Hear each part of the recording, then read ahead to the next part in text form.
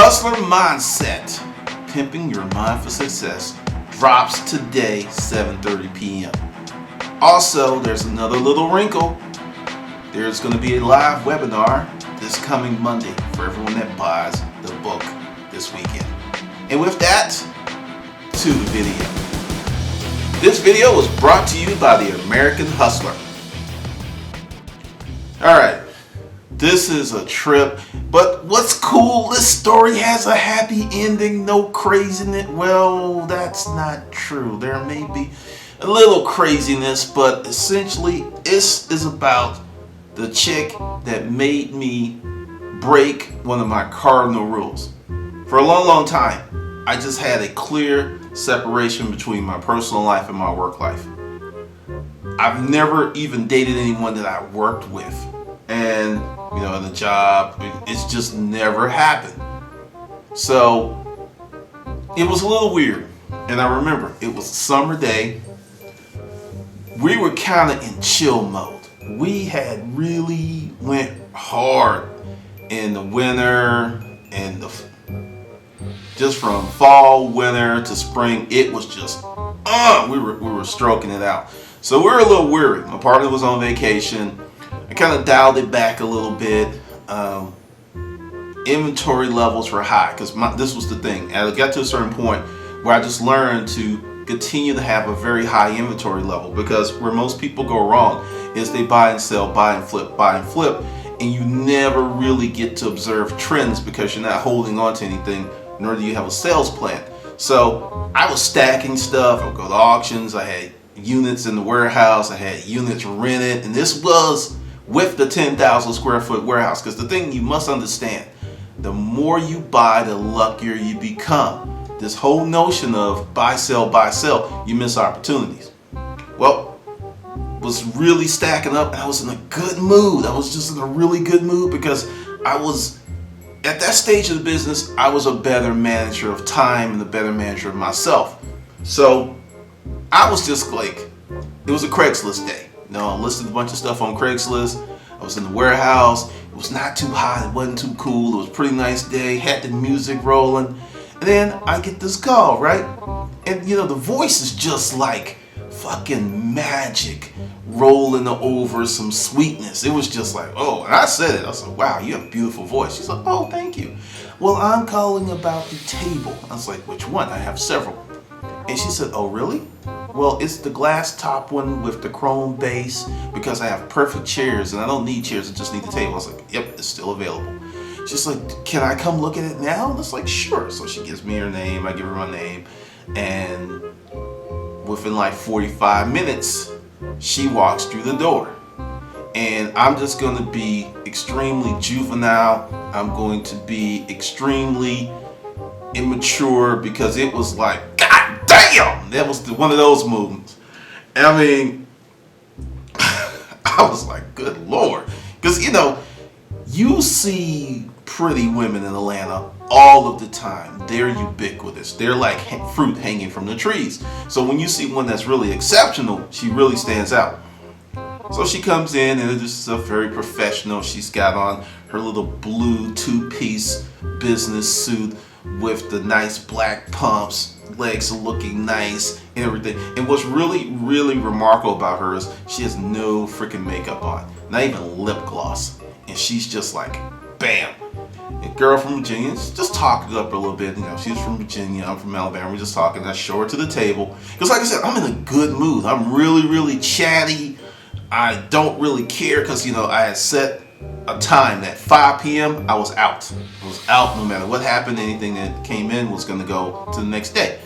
So we're talking, and she comes in, and after, we greet, and she's just like, wow, you have a lot of stuff. I just moved here from so-and-so, and I need all kinds of things. So she's like walking, and she's just like, oh my God. She's like, I am on my lunch break, but I really, she's like, this is where the deal was sold.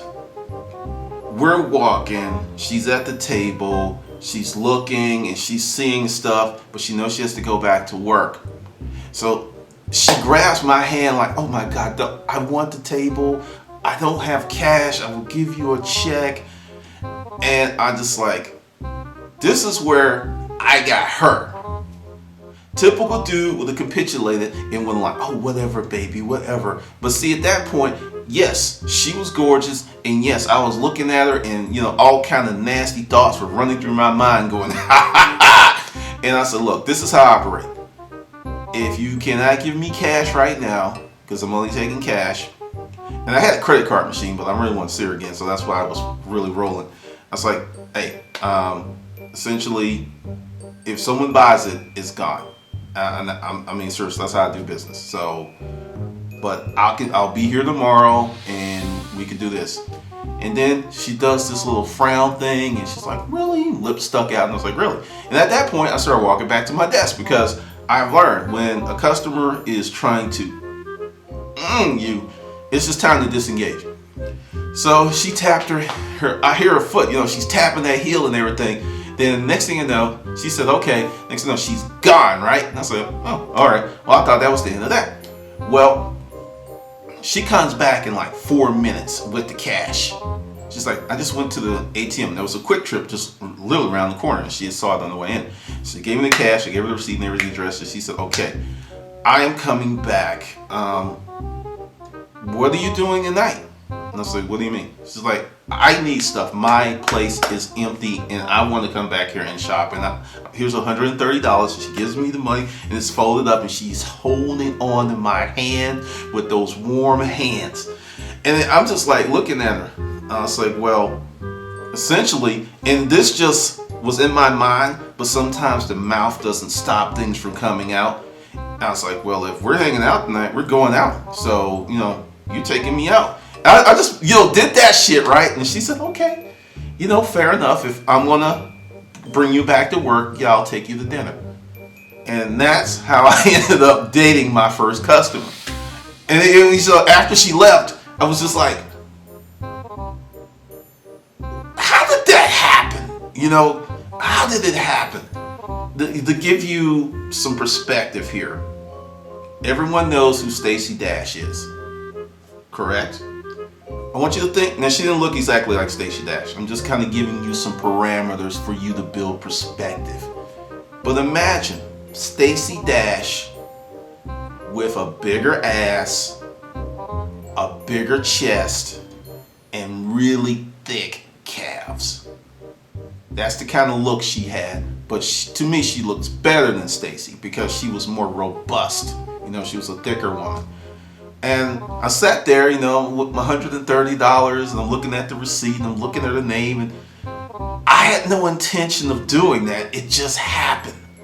So, things are going on. I'm like, sis, I'm going to be in the warehouse. I'm listing more stuff on Craigslist because I'm coming back, right? It was by intention to be out of there. So I'm making more sales and everything. Then she comes back, and there's people in the warehouse, and I was like, hey, how you doing? And there was this other chick in there, who was flirting. So I go up to my date because I'm that dude. I'm a caveman. I'm not the gentleman and everything. So I go up to her and I was like, hey baby, how you doing? Give her a big old hug, feel on her ass, right? Like, hey, I missed you, right? And she's just like, you are so crazy. I'm like, ooh, we can get away with that. We're gonna be fucking real soon. So we do the thing and everything. People buy stuff, she finds stuff, and like she's building this pile of accessories. And I tell her, I was like, well, what's the deal with you? She's like, well, she sits down and she's like, well, recently divorced. And it's like, okay. First corporate transfer out of DC. She said, I took it. I just wanted to get out of there.